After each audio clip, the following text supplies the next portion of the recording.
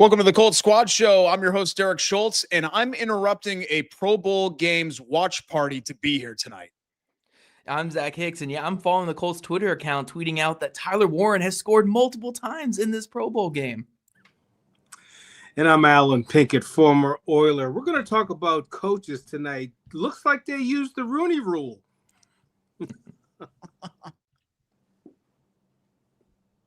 Oh, bite the wrong thing. Sorry. Colts Nation, rise up. It's the Colts Squad. Everything Indianapolis Colts every week. Covering all the big hits and game-changing plays from the Circle City. The way only the Locked On Podcast Network can. It's time to squad up. The Colts Squad Show starts now.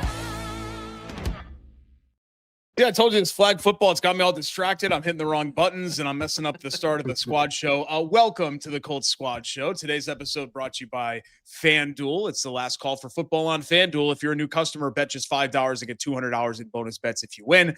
I'm Derek Schultz, longtime Indy sports talker and columnist for the Indianapolis Business Journal. I am joined by the Notre Dame legend, longtime NFL running back as well, in Alan Pinkett, and our Locked On Colts film guru, Zach Hicks, is here. Jake Arthur, the other part of your daily listen every day on Locked On Colts, is on dad duty tonight, so we will continue at 75% strong. It's Super Bowl week. Newsflash, the Colts aren't playing in the game, but how do they get back there? We're going to talk about that in the first segment of the show as we lead off today. And who are your Colts Pro Bowlers? Now, I fully understand that two of them were picked, Jonathan Taylor and Quentin Nelson, and then we've had a laundry list of alternates, as all teams do as well. But we're going to go around the room and just kind of pick one standout individual performer that we really appreciated this year, and it, not even necessarily from like a statistical standpoint or from a hey, they were the best player on the team standpoint, just a standout way. Like if we were giving our Pro Bowl vote, who we would give it to.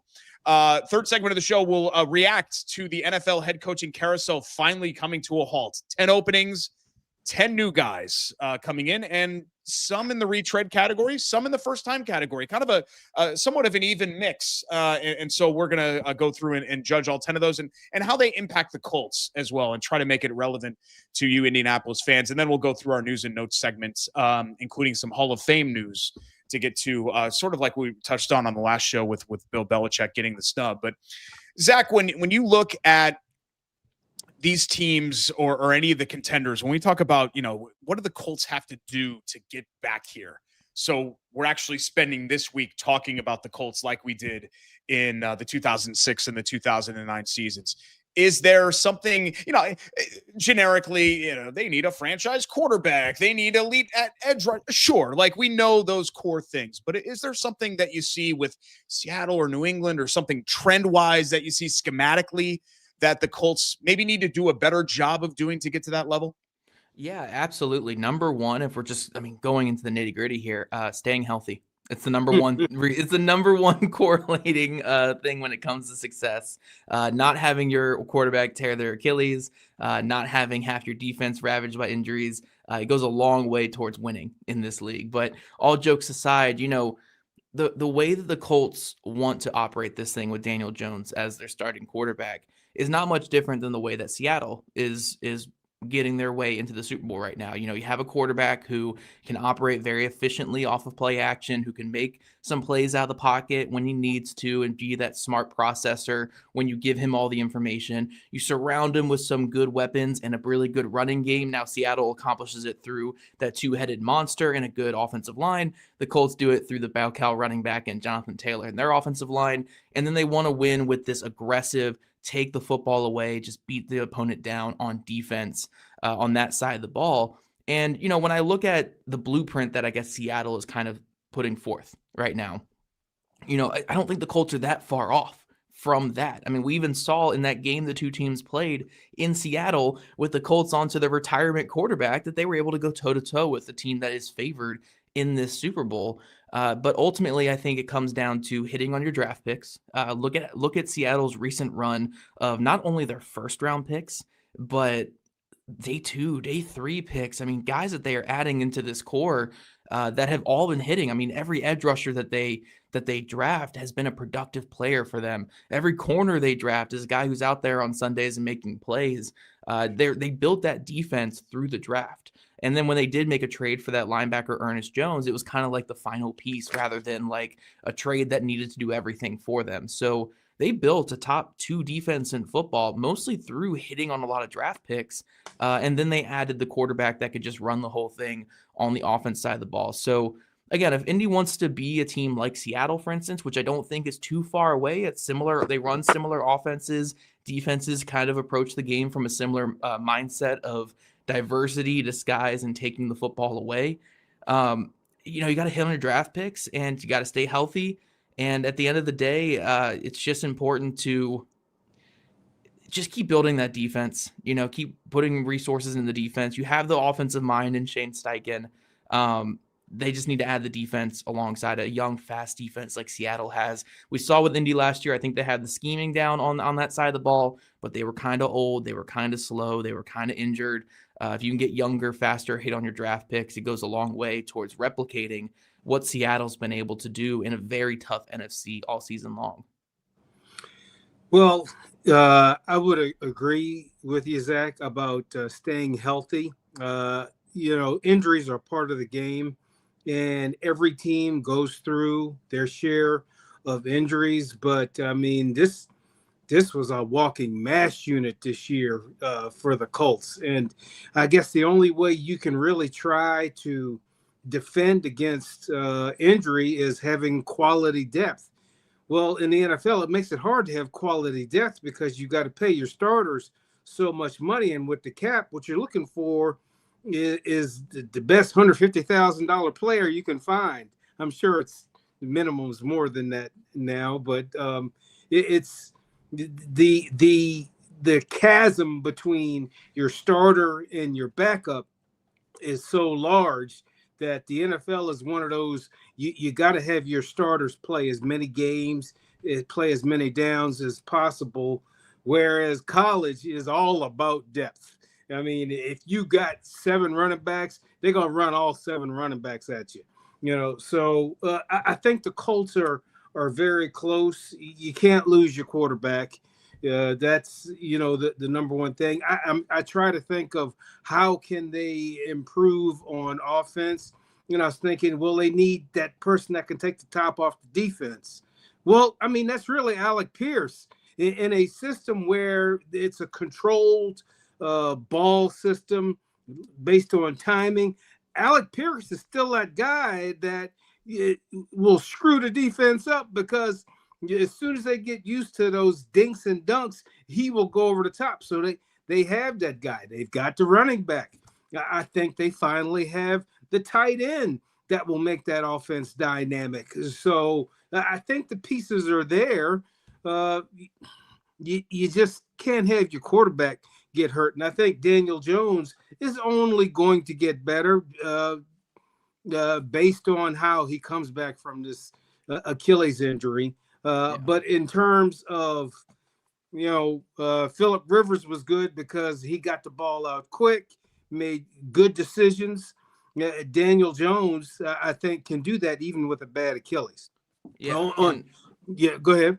Yeah, sorry, I didn't mean to interrupt, but I've talked to someone who's seen Daniel Jones's recovery up front and personal, and seen a lot of it, and a lot of good reports on just how he's attacking the recovery process and how things are looking and stuff like that. And I want to believe in Daniel Jones coming back from this injury, but at the end of the day with Jones, the big fear is this is not his first injury. This is a lot of injuries in his career. He's rarely finished seasons. He's rarely played complete seasons in the NFL, from shoulder injuries to ACL. I believe he has that kind of injury, some neck injuries in there as well.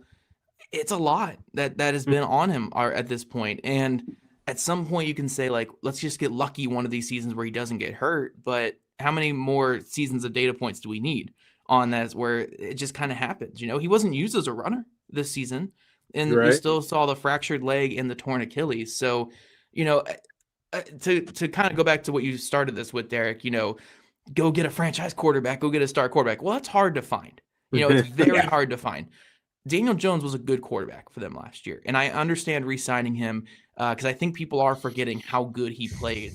In the 4 games they played against top 10 defenses when he was out there, like the 4 complete games, he had a passer rating over 100 in 3 of them. Only 2 turnovers in those 4 games, and the Colts went 2-2 in those games, and he played exceptionally well. So Jones played some good football, and it wasn't just beating up on the bottom feeders. But it comes down to, can he stay healthy? Can this defense build through the draft, because they need younger, faster, and contributors out there on Sundays? That's really what they need with this plan of attack. They're kind of trying to attack this the way that San Fran has attacked it. Seattle, Detroit with Dan Campbell, where it's like, we have a smart quarterback who can get the ball out and run our system. Let's build up the team around them.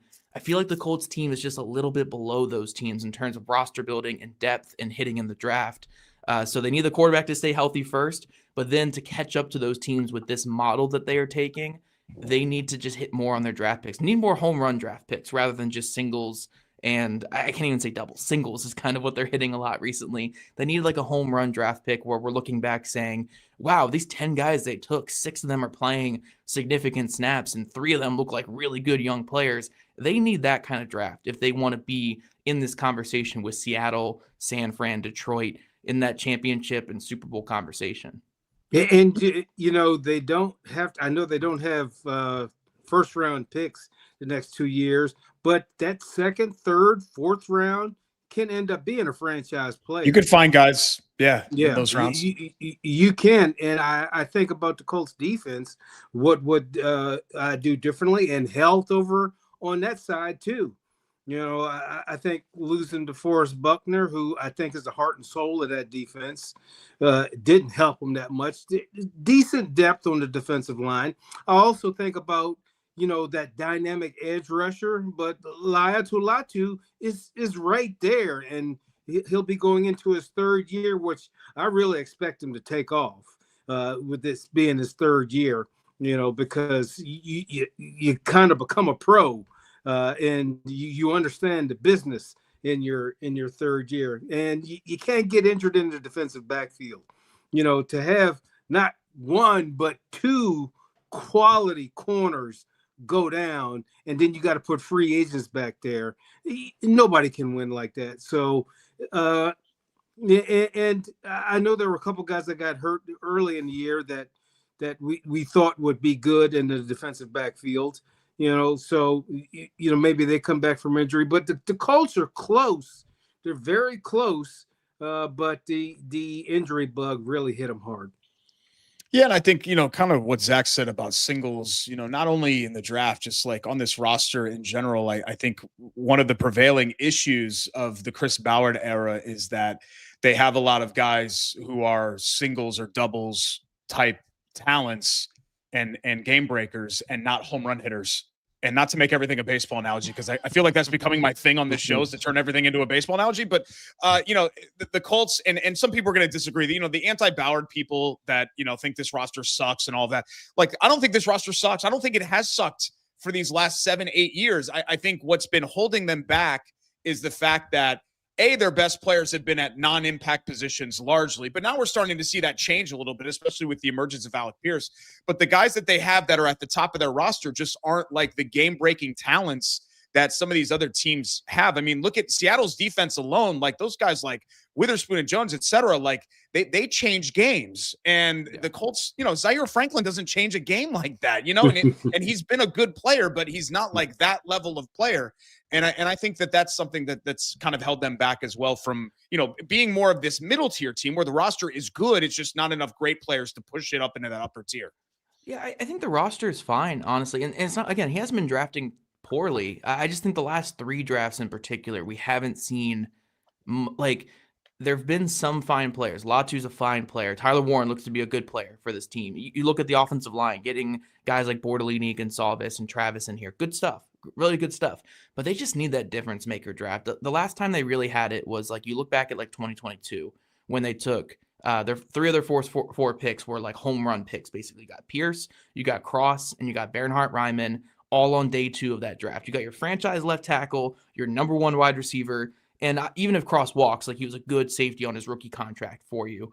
That was a home run type of draft. They need a draft with that kind of impact preferably a little bit earlier impact, because Cross and Pierce took a minute to get to where they are. If you can get a couple of these guys that produce a little bit in year 1 and year 2, that'd be fantastic. But they need that level of draft, or heaven forbid, back to 2018 level of home run where they're drafting multiple All-Pros. I don't even want to aim for that high, but just like legit starting difference maker type players. Too often in recent years, you have guys like Juju Brents, A.D. Mitchell, JT Tuimoloau. It's tough. It's tough to continually build your team when you have young players like that are just not hitting on their rookie contracts for you. Yeah, no doubt about it. We come back on the Colts Squad Show. Maybe it's Jonathan Taylor, maybe it's Quentin Nelson, but maybe it's not. We're going to pick our personal Colts Pro Bowlers when the Colts Squad Show returns next.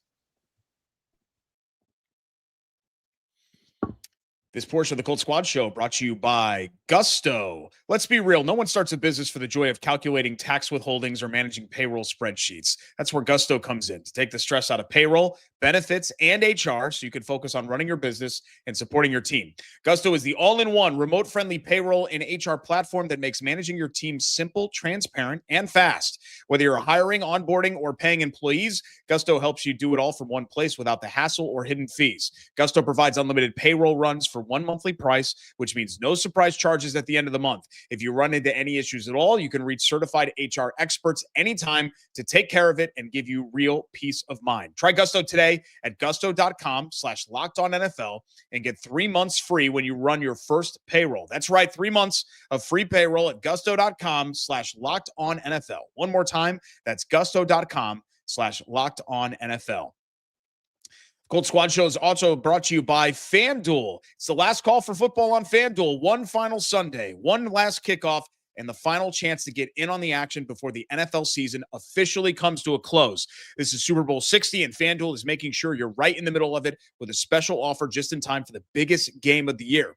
Whether you're backing the favorite, that's what I'm doing with Seattle, or you're riding with the underdog. I don't expect many Colts fans to be cheering for New England, but hey, whatever's your jam, or building one last same-game parlay, this is the game that everyone has been waiting for. This is where predictions turn into plays, stats turn into storylines, and every snap feels bigger. It's the perfect way to cap off the season and make the Super Bowl even more exciting from kickoff to the final whistle. If you're a new customer at FanDuel, bet just $5 and get $200 in bonus bets if you win. Make it count, because after the Super Bowl, season's over. Last call for football on FanDuel, an official sportsbook partner of Super Bowl 60. Visit FanDuel.com to get started. And we're back on the Locked On Colts Squad Show alongside former NFLer Alan Pinkett, Zach Hicks of the Locked On Colts Daily Duo, your first listen every day. I'm Derek Schultz. Really appreciate you joining us. So we've got some people in the room right now watching us on the live stream. Maybe you're catching us after this, but for our live viewers, we really appreciate their loyalty to the Locked On Podcast Network and to Locked On Colts Squad Show, because, obviously there's a huge flag football game going on right now, and you guys are diverting attention away from that. So we can't thank you enough for being here. But in all seriousness, guys, some Colts are participating in whatever this farce is that they're doing right now, including Jonathan Taylor and Quentin Nelson, who were the actual Pro Bowl picks. And then there were some alternates, Tyler Warren, Daniel Jones was actually on that alternate list, Cam Bynum, Ashton Doolin, and I'm missing one. Michael Pittman Jr. As well was on that alternate list. But I thought it would be fun to just kind of, and we handed out postseason awards, and maybe this will align. A couple of weeks ago, we did that in the wake of the season and said, okay, who's your Colts MVP or who's your standout player and things like that. But I thought it'd be fun to just kind of give each of us kind of the old Bachelor show where you hand them a rose at the end, or Bachelorette. I don't know, maybe that's weird, but that's what I had in my head when I was formulating this segment this morning. And we each pick our own Pro Bowler. Alan, did you want to start? I figured I would leave the floor to you. So you have the pick of the litter here for the Colts. Well, I mean, who can argue with Quentin Nelson and Jonathan Taylor? I mean, they have to be, they are legit all pros. And I tried to, do a little research and come up with who I think would be my go-to Pro Bowl pick. But the caveat is I base it on the first 10 games, and I have to go with Tyler Warren. He did hit that rookie wall, and I'm familiar with that, where you just get tired, and he just looked like he was laboring around the end of the year. And I know, he had good chemistry with Daniel Jones, not so much with Rivers or our other quarterback. But those first 10 games, I think he added a dimension to this offense that made them unstoppable, because there was no one guy you could key on. And if you chose to double somebody, then you really were in trouble. So I think he has a bright future. And I think that, he's going to learn from this rookie year and be more of a force for all 17 games next year. So he's the one I'm most excited about on this team.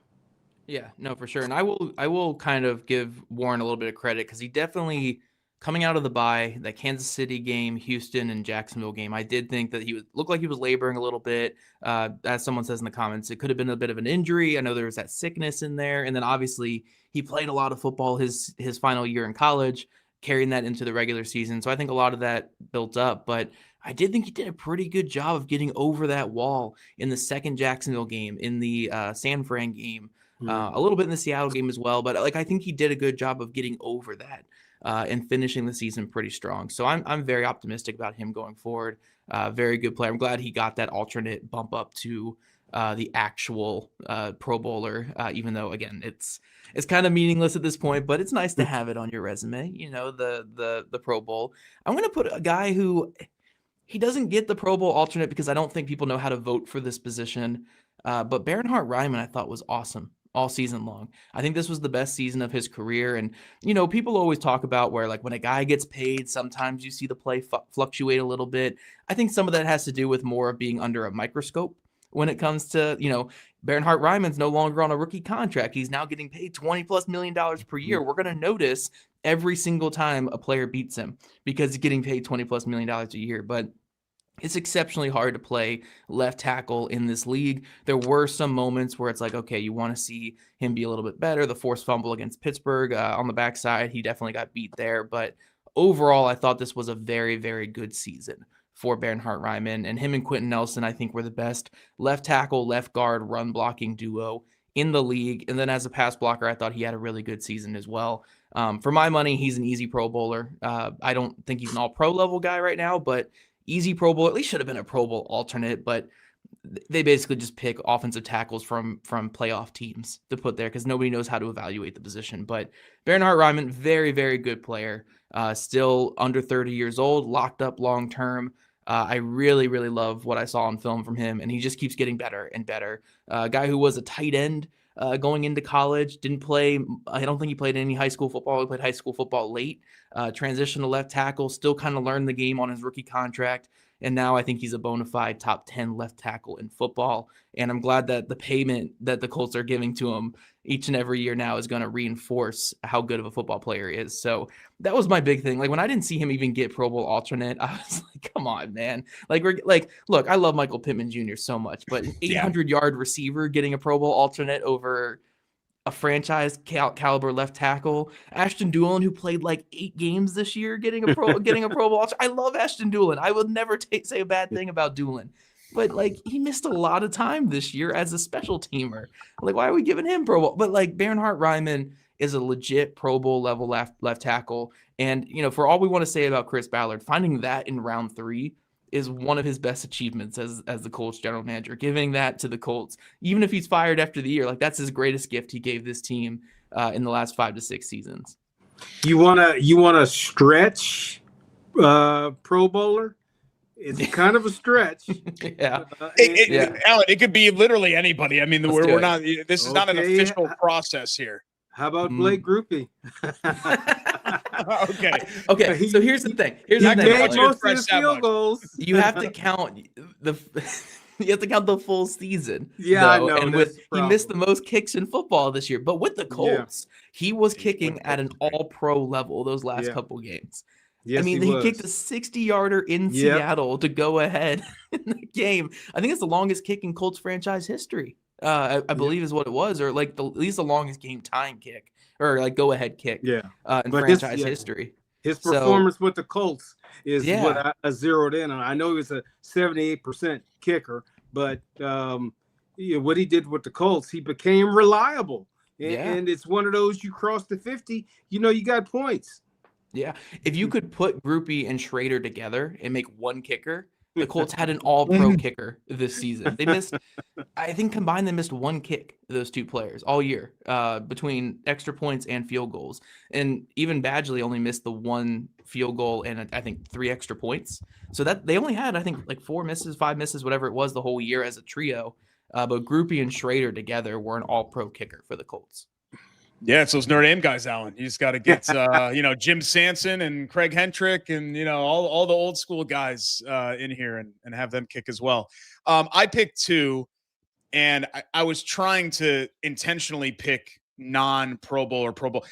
If Cam Bynum wasn't picked as an alternate, he would be one of mine. I just, not only was he a good player this year, Cam Bynum injected some fun into that defense. And, the Colts, let's face it, for the last 7-8 years, there hasn't been a lot of fun when it comes to that. And I think Cam Bynum brought some of that to the table, but not to keep banging the Alec Pierce drum, but the fact that Pittman Jr. got the alternate, maybe it's just a volume thing. I don't know, but no Colts fan would say that Pittman Jr. had a better season than Alec Pierce did this year.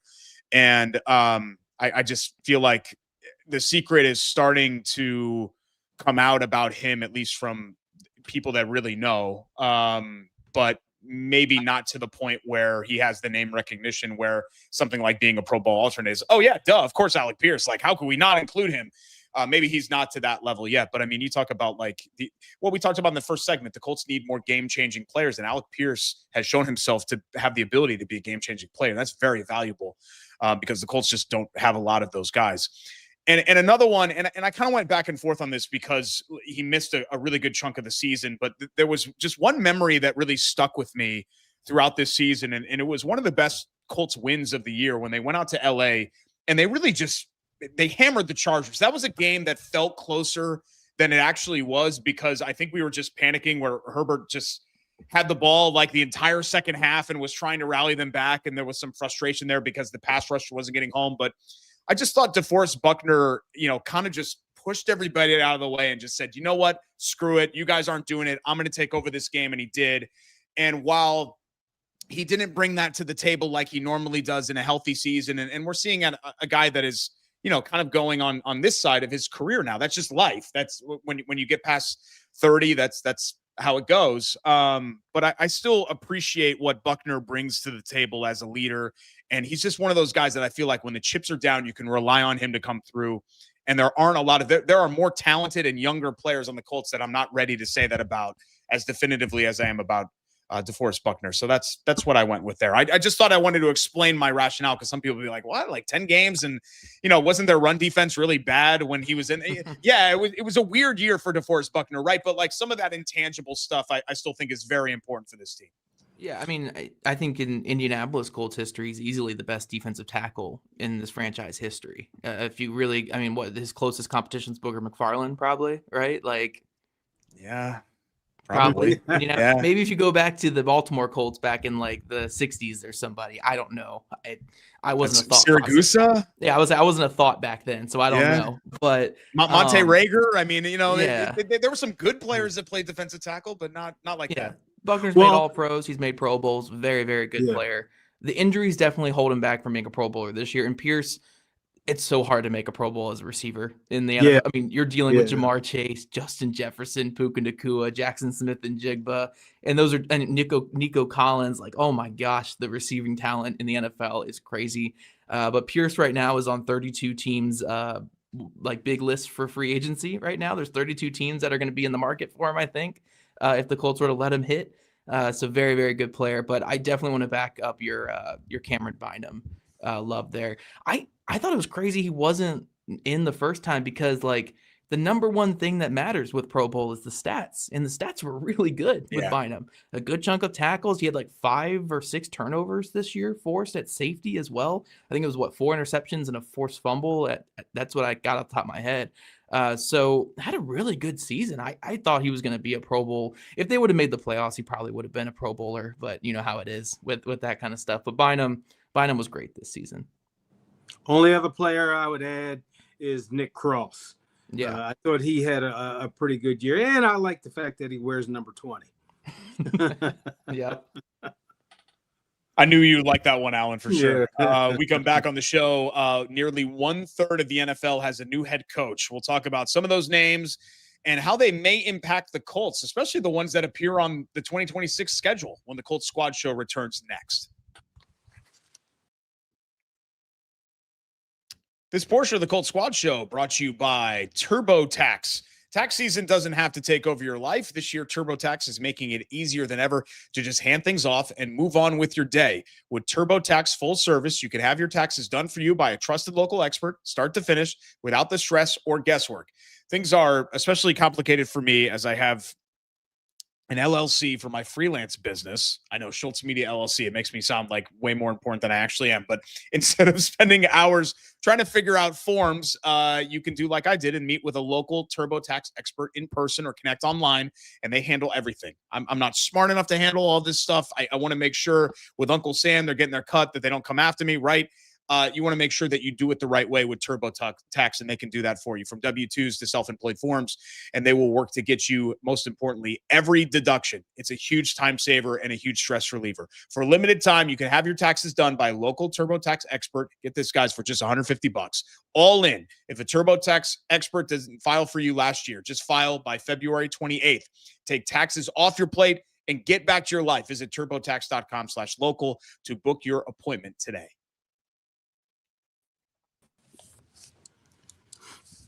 Back on the Locked On Colts Squad Show, halfway through. Thanks so much for joining us. Alan Pinkett is here. Zach Hicks is here. I'm Derek Schultz. Jake Arthur will return to a future show. Of course, he's part of your first listen every day, along with Zach on Locked On Colts. Luckily, the Colts, well, I don't know if I should say luckily. There are some people in the listening audience that felt like they should have moved on from Shane Steichen. I think we were all in agreement that we were in favor of keeping him. But outside the Colts, there was a lot of changeover with NFL coaches this year. Nearly 1/3, 10 open jobs, 10 vacancies filled in the NFL. And I think that's pretty noteworthy. That is not normal to have 10 coaches fired in an offseason. And as I mentioned, a couple of these guys are retread guys that everybody is familiar with, right? Mike McCarthy, John Harbaugh. I mean, those guys have been around for years and years and years. And then, a recent group, Stefanski goes from the Browns to Atlanta. Robert Saleh is not that far removed from his, disastrous tenure, but that's not all his fault with the Jets. And now he comes over to the division with the Titans. So there's a guy that we need to talk about just in general, because obviously the Colts are going to play them twice. But even John Harbaugh, Zach, the Giants are on the schedule next year. It's the NFC East in 2026. And, it's a team that has just been really kind of trying to find its way for the better part of the last 15 years. And I think, just kind of from the outside looking in, the Giants have needed that sort of adult in the room figure. And at the very least, I know that sounds like almost sophomoric, but I think John Harbaugh brings them that sort of stability and credibility back to a franchise that really desperately needs both of those things. Yeah, Harbaugh is the big name. He's consistently won in this league. Like, it makes a lot of sense. I'm a little concerned when it comes to Harbaugh throughout his tenure with the Ravens, and look, they've always been a playoff contending team. So we're talking like the floor being playoff contender when it comes to Harbaugh and what he's been able to build throughout his career. But the difference between the fringe playoff Harbaugh teams and the very good Harbaugh teams has been their coordinators, has been how well they nail those coordinator hires. And I don't love their coordinator hires. Matt Nagy is offensive coordinator. Anytime that the Chiefs say a thank you and farewell note to you when only your contract expired, I think that's weird. Like they didn't want him back at all as offensive coordinator, and he gets a promotion out of that by going to get call plays with the Giants. I do like Denard Wilson a lot as their defensive coordinator. I don't think he's like one of the a 1A hire there, but I think Denard Wilson's a good DC, but I don't know. I'm a little concerned that I don't feel like they nailed the offensive coordinator hire. And I think Harbaugh's generally been very good when he has the right coordinators in place. I think he's going to bring a good culture, though. And like you said, Derek, get that adult back in the room. Speaking of another team that kind of need that adult in the room, like Saleh with the Titans, I feel like it was a big-time hire like that. I guess McCarthy's technically a hire like that, but they already had the adult in the room with Mike Tomlin. So they just kind of kept it the same way that they were going. But it is a really interesting dynamic with around the league where it's like, and we've seen this for a while now, it's either retread or the youngest person possible. Eventually, they're going to start being my age when they're getting hired to be. I mean, the dude that they hired in Arizona, he's like, what, mid-30s or something, right? Or 38, I think. 37. Oh, he's 38? Okay. So he's not as young as I thought, but like he looks I might like be wrong. I might, but no, yeah. you might be right. He looks like he's 38, my yeah. age. He looks younger than I do out there. Like they could keep going younger and younger with these offensive guys. So it's like either a guy who's been there and done that, or complete unknown because we need the next Sean McVay. Like that's the big difference that we're getting. So it's hard to kind of get that second chance unless you've consistently won, or because they're going to go to these super young guys that haven't had their chance yet. Well, I got a lot to talk about in this particular category because, looking at the head coaches, it usually seems like the trend is to go get that young, hot guy. And I think that was the case with LaFleur with the Cardinals and Kubiak with the Raiders. Yeah. And I think Jesse Minter was the other one. I think those are the hot commodities. And that kind of made sense to me. But there's a few that didn't make sense to me, like the Dolphins, Jeff Hafley. I mean, I know he was a good DC with the Packers, but I think going to Miami, I think of the overall impression you want to make as a head coach. Do I think of Miami as this stalwart of defense? He's going to bring defense to Miami. Nobody wants to see defense in Miami. They want to show. So that one was kind of weird to me. I will say John Harbaugh is one of those guys for the Giants, since the Colts are going to end up playing the AFC North and the NFC East.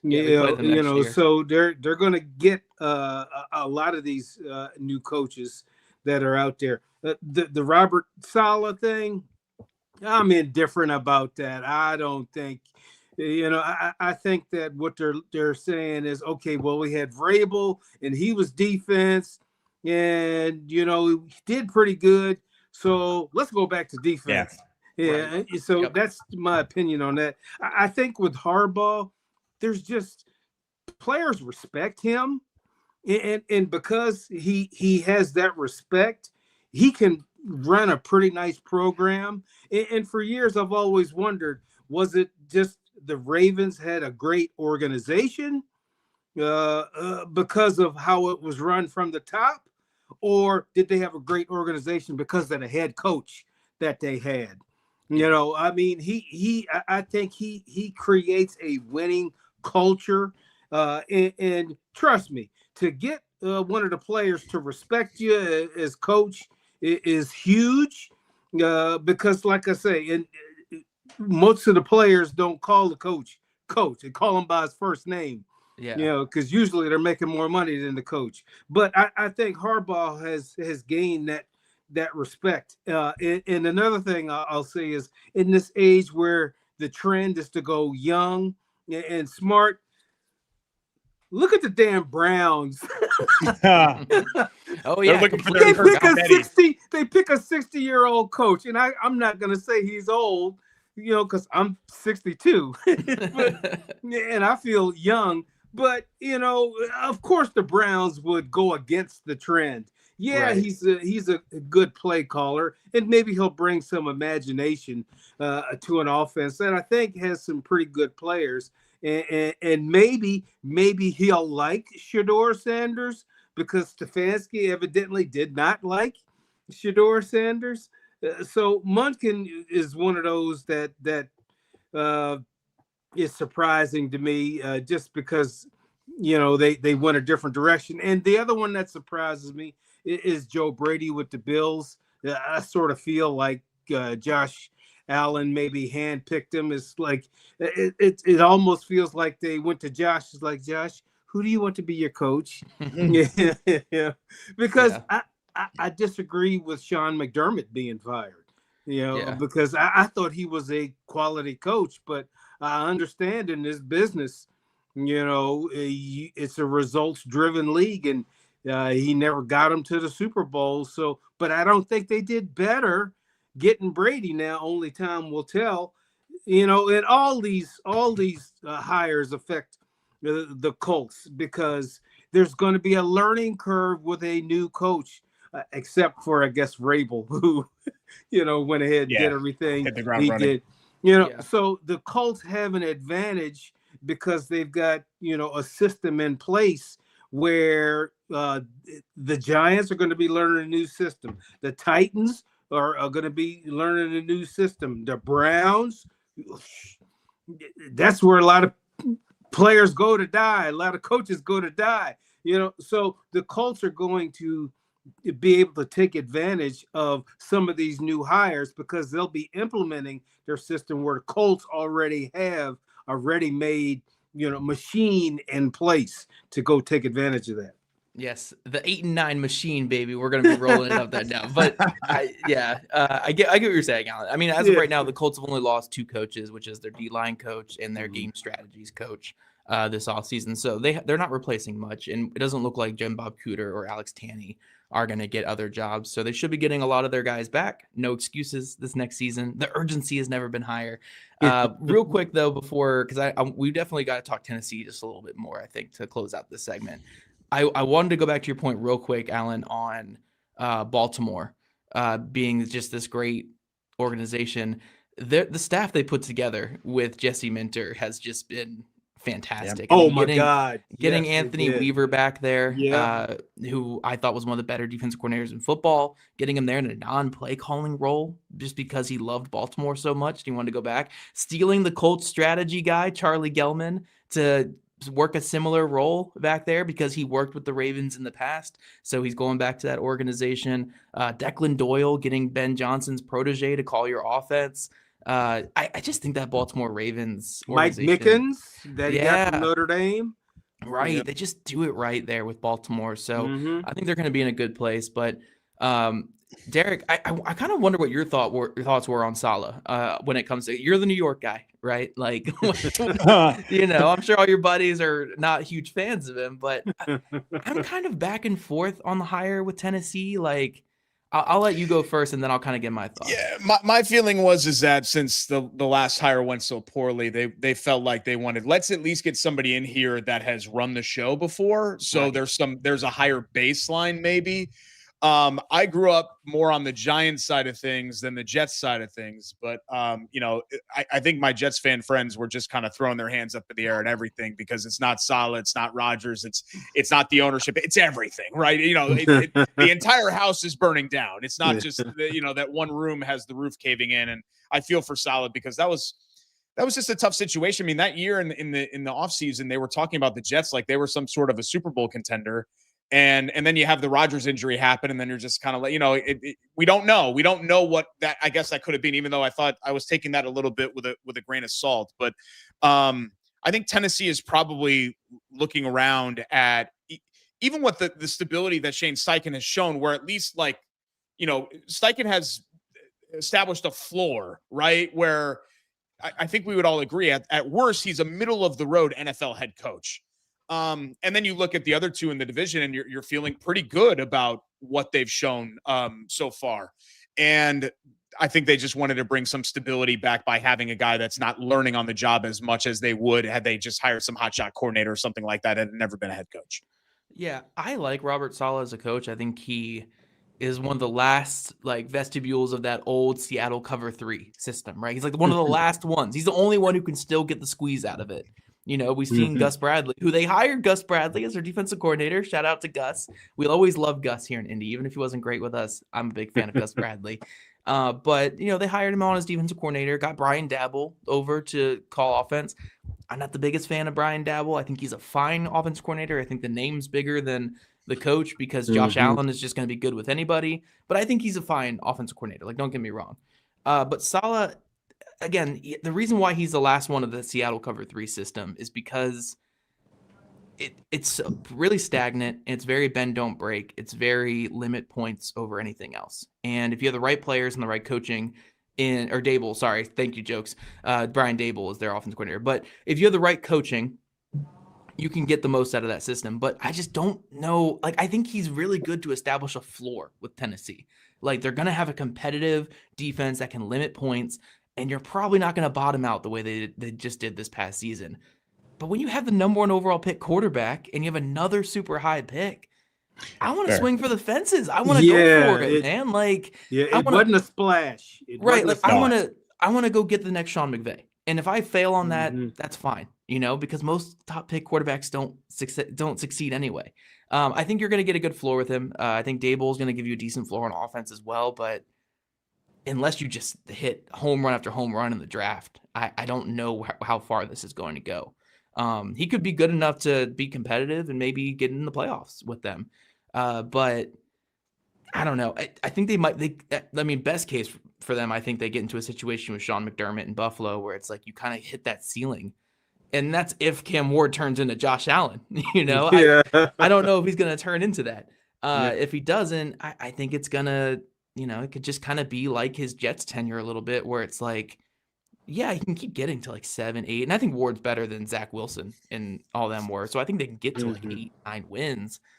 I don't know. It's not the modern meta on defense. You're kind of sticking with the outdated system. Now, Saleh coaches it so well. So he's great at squeezing as much as he can out of it. But you get the outdated system. Dable's fine. It's just not, again, he's not the offense coordinator that's really clicking right now. That Ben Johnson and Shanahan's style of offense. Dable's a little bit more spread it out, a little bit more, of what was working like 5-6 years ago. So I think he can be fine. It's not a hire that struck fear in my heart, I guess. And maybe part of that's because it's Tennessee. But I also just think I would have aimed higher. Even if it crashed and burned around me, I would have aimed higher when I have a young quarterback who showed some really good things as a rookie. Yeah, I think, in a situation like that where you got the first pick in the draft with a quarterback, you need to get somebody in there who's going to be like a Ben Johnson, who's going to work directly with that person, because your team is only going to go as your quarterback goes. So you got to, I think one of the systems that has, a system that has worked in the NFL is you build around that quarterback if you think that guy is going to be the guy. And I don't see Saleh as being that guy. I think he's solid. I think he'll bring some stability, but it's not a splash. It's not a move to say we're going to make this quarterback an all-pro. This is them saying we're going to try to improve the team a little bit. And I got to cheer for him a little bit because that's my history lies with him.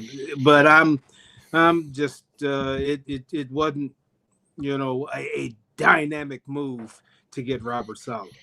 And that's fine, Alan. Just leave that quarter zip in the closet during the Colts Squad show. That's all we would ask. We don't want to see that sword logo thing on this show. We're gonna do news and notes, including another Patriots Schadenfreude snub in Canton. We'll talk about it next as we wrap up the Colts Squad show. This portion of the Colts Squad show brought to you by BetterHelp. February can be a lot, right? Flowers, candy, stuffed animals, and so much talk about relationships. And it can honestly feel like everyone else has it together in their love life. But here's the truth. Whether you're married, you're dating, single, or just focusing on you, most people are still figuring it out. And no matter where you are in your romantic journey, therapy can help you find your way. It can help you get clear on what you want, what feels heavy, and how to take some pressure off yourself. Take a glance on social media or what people show you publicly, and it's easy to assume that everybody has the perfect relationship, but most people are working through something. And even if you're not in a relationship right now, therapy can help you feel more confident in what you want moving forward. That's where BetterHelp comes in. BetterHelp has licensed therapists in the U.S., and they do the initial matching work for you so you can focus on your goals. And if you want to switch therapists, you can do that at any time. Sign up and get 10% off at betterhelp.com/lockedon. That's BetterHelp.com/lockedon. And we're back for a final time here on the Colts Squad Show. Thanks so much for joining us alongside everybody's favorite film guru, Zach Hicks of Locked On Colts, former NFLer and Notre Dame legend Alan Pinkett. I'm Derek Schultz.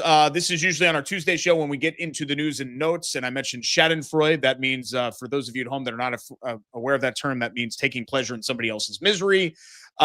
We get to see Bill Belichick left out of Canton, and also Robert Kraft gets left out of Canton as well. And what's interesting to me about this, Zach, and I think they are going to change this process for the senior pool moving forward because there's been so much outcry about it. But that means that someone, if my understanding is correct, either you get 40 of the 50 votes to get in, or just the highest vote getter gets in. So someone from the pool of Roger Craig, Ken Anderson, and LC Greenwood is getting in, right? I'm not mistaken. Okay. Wanted to make sure that I had that math right. That actually kind of intrigues me. And I'll say this, and I don't want to diss on the players. Roger Craig, Ken Anderson, like that's Allen's era of NFL players, right? I don't want to diss on those guys or anything like that, but it does bother me to think that we're spending so much time talking about like Reggie Wayne and Torrey Holt and guys that really were like elite level wide receivers. And so we can make a charity case, no offense to Ken Anderson, but like 40 years later, we've got it. I don't love the fact that the 25th best quarterback in NFL history might get into the Hall of Fame and the 10th or 11th best receivers might not get in. I don't know. The way that we're evaluating positions, I think we need to change that.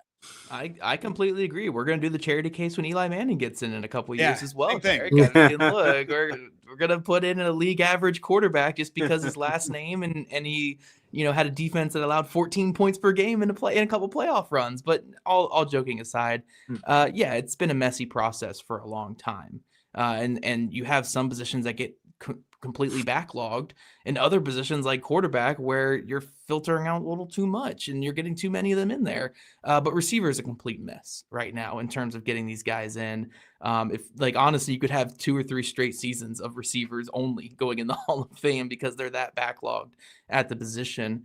But yeah, when it comes to the senior candidates, and even Kraft and Belichick, Belichick getting snubbed is outrageous. Honestly, he should be first ballot. If you don't have him as the best coach of all time, he's second best coach of all time. Him and Bill Walsh are, the two most influential coaches in NFL history, at least in the last 50 years. I think in terms of how their scheme has transcended what they've done, how winning they were when they were out there as Belichick even as an assistant, also as a head coach. All I'll say about Robert Kraft though, have the day you deserve, buddy. You don't deserve it. Get out of here. I'll be full hater on Robert Kraft. I don't care about an owner getting in the Hall of Fame. Oh, what did you do? You were sitting on your yacht the whole time. I'm sure you're having a great time. But yeah, Belichick 100% should have been in. And I agree with you, Derek. It is, if we're being all things fair, Belichick not getting in and putting in Ken Anderson or Roger Craig, it's like, come on.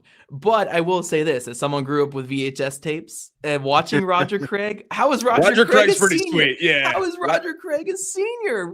Are you kidding me? He had 2,000 total yards back in the 80s. 1,000 receiving and 1,000 rushing. I don't care what else you do. We're going to put Frank Gore in the Hall of Fame before him probably in the next couple. Come on. We did didn't they put Devin Hester in first ballot as well? What are we doing? Roger Craig should be in the Hall of Fame. So you know what? If Belichick has to cry for a year about it, if Kraft has to cry for a year so we can get Roger Craig in the Hall of Fame, fine. Perfectly fine. I'm fine with them sweating for a year if Roger Craig can finally get in the Hall, because it is crazy that he fell to senior finalist. That's crazy to me. Well, I sort of compare the Belichick not getting into one statement I make a lot of times, which is, or I guess it's a question and answer thing. What do you call a person who finishes last in his or her class in medical school? Doctor. All right. Right. So Yep. what do you call somebody who gets in the Hall of Fame their first year or their 15th year? A Hall of Famer. Right. All right. You're right. So whenever he's going to be a Hall of Famer, but sometimes you do get slapped in the face and reality hits you, and I think he's probably the greatest coach ever, but don't have a lot of love for owners getting in the Hall of Fame.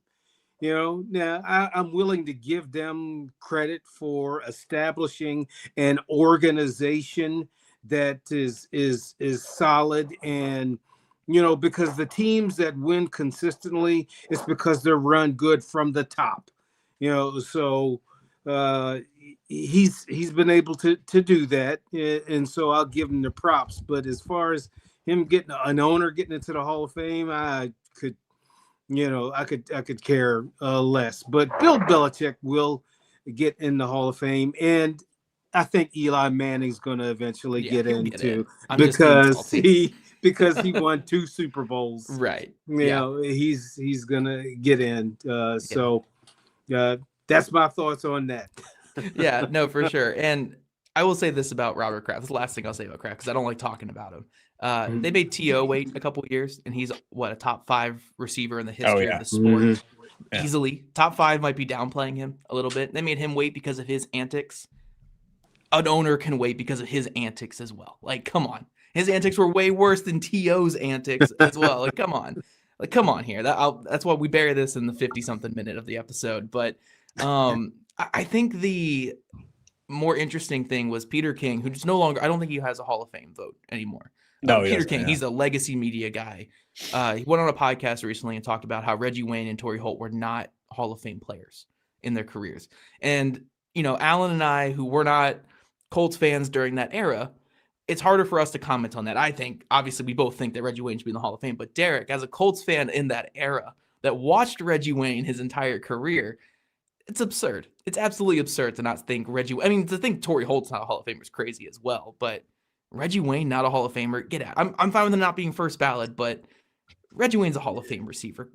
From start to finish, a late stage of his career, still fantastic. Hall of Fame receiver all day, every day.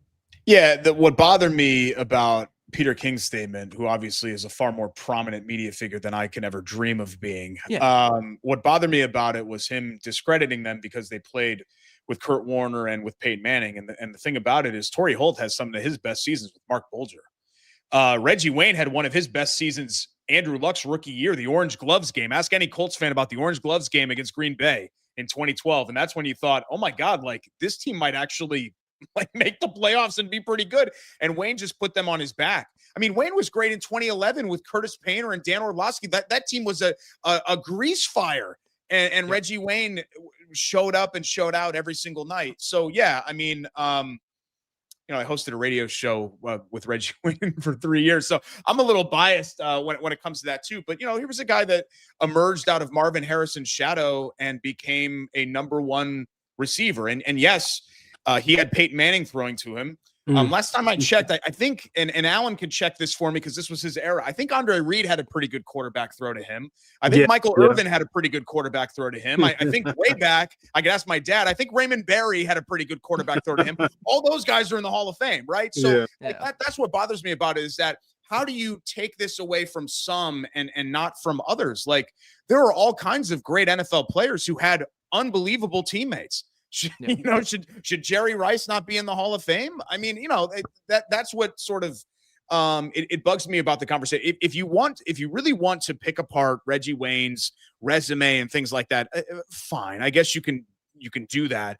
But at the end of the day, you can't just make playing with Peyton Manning a disqualifier. Just like you can't make playing with Tom Brady or Joe Montana or John Elway a disqualifier for any number of these great players that played on some of those teams. Yeah, I'm fine when it comes to tiebreakers saying, you know what, Andre Johnson was the only thing Houston had. He was awesome, first team All-Pro.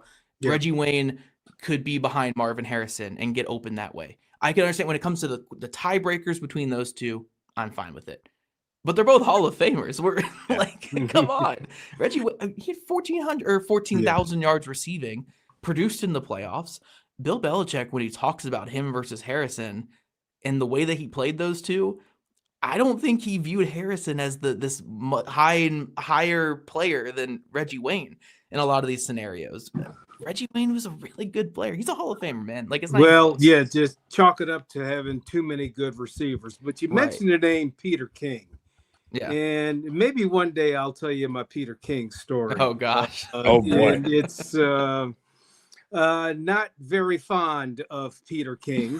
And we don't need to discuss it on air, but just not a fan of Peter King. Respect everything that he's done. and he's an established writer. And what did you call him? What was his title now? Was he some kind of I don't know if emeritus or something? He's like, yeah, emeritus is a good word because I think he's kind of exited his full-time role in media. All right. Well, he's not high on my list, and I'll share that. Not an emeritus one day. Yeah. Real quick, before we get out for the show, because it's news and notes, some Colts coaching stuff just around football, whatever. The Colts still don't have a D-line coach. That's still Charlie Partridge still went back to Notre Dame, but we are still waiting on that. I mentioned in the last segment, Charlie Gelman, the Colts in-game strategist and like game day person, is taking a similar role with the Baltimore Ravens and also going to be assisting with defensive backs as well. I was told that that's a big reason why he wanted to go back, was also being able to coach like defensive backs and stuff. Brian Bratton, the Colts assistant wide receiver coach, came up through the Tony Dungy fellowship, I believe, a couple years ago. I think he's going to Stanford to be their wide receiver coach down there. So a couple of openings on the Colts coaching staff, but overall, it looks like Jim Bob Cooter, Alex Tanney should be back. Lou Anarumo's not getting a head coaching job, so that they're going to have the continuity despite having to replace a couple of these people on the coaching staff. Well, I'm happy to see the D-line coach for the Colts go to my Irish. Yeah, great college. He's been a great college coach everywhere he's gone. So, he turned out J.J. Watt, turned out Kalijah Cansey. So if he can get that college stuff going again, it'd be very good. Yeah. And if you like this Hall of Fame talk, I was going to save some of the Reggie Wayne talk for our next show on Thursday, because that's when we'll know the Pro Football Hall of Fame class. And I think there's also a chance that maybe I don't think Reggie Wayne's getting in this class. And I think there's also a chance that Evan Terry doesn't get in this class too, which I think would be surprising to see him not get in again. But still, we'll talk all about that. I'm fine with that. So, we know how Zach feels about kickers. I just wanted to set up that tease because I was planning for some of that to be on our Thursday show. And that's when Jake Arthur will be back to share some of his Reggie Wayne from covering him memories as well. 9:00 as our offseason schedule continues on Thursday for the Locked On Colts squad show. But as always, the Colts news cycle never really goes quiet. As Zach mentioned, there's still some coaching stuff that's still yet to be determined. So keep it locked on Jake and Zach every day on Locked On Colts. Be sure to follow at Locked On Colts on socials and check out our other great content on YouTube and TikTok. And we'll see you next time right here on the Squad Show.